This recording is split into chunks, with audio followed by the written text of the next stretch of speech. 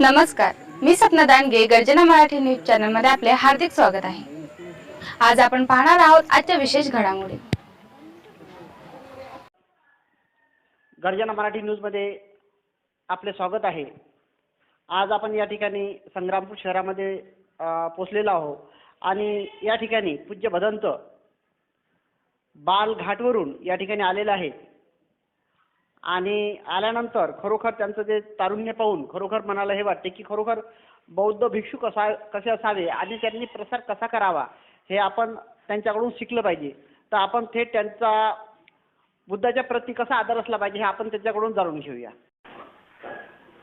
मेरा परिचय भिक्खु बुद्धरत्न एमपी बालाघाट, वहाँ से कुछ कार्यक्रम के लिए संग्रामपुर तहसील में यहाँ पे आने के बाद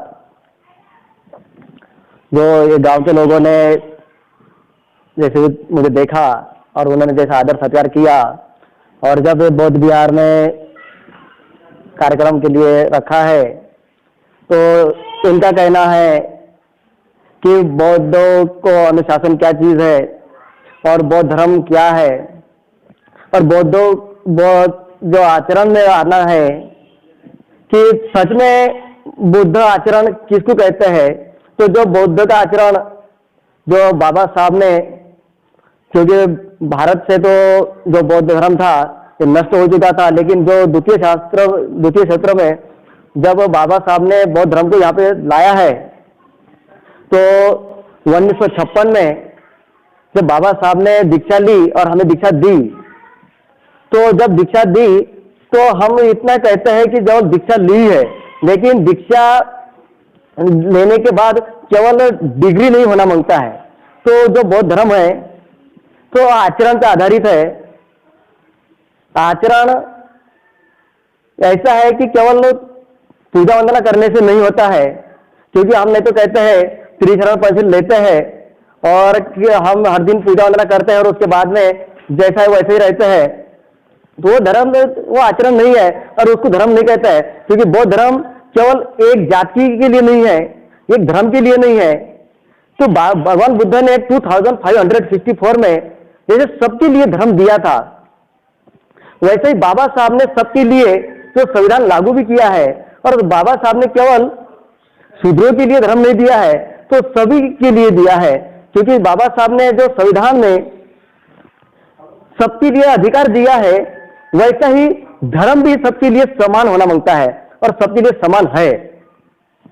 तो इनका आचरण ऐसा है कि जैसे बौद्ध धर्म में केवल मानो वाली बात नहीं है.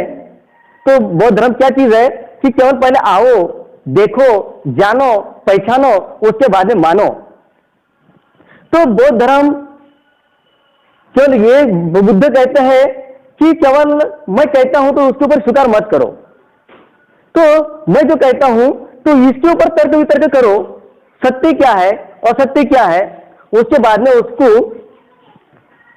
फिर बाद में अगर उसका अगर अपने को लाभ होता है तो उसको स्वीकार करो. और वो जैसे सूरज जैसे सबके लिए समान होता है, वैसा धर्म वो सबके लिए समान होना मांगता है और जो सबके लिए समान होता है वो धर्म कहलाता है. अगर कोई कहेगा कि केवल बौद्धों के लिए है, ये केवल हिंदू के लिए है, ये केवल जैनों के लिए है, तो वो धर्म नहीं कहलाता है. अगर कोई कहेगा कि ये केवल बौद्धों के लिए धर्म है तो वो धर्म छोटा बन जाता है.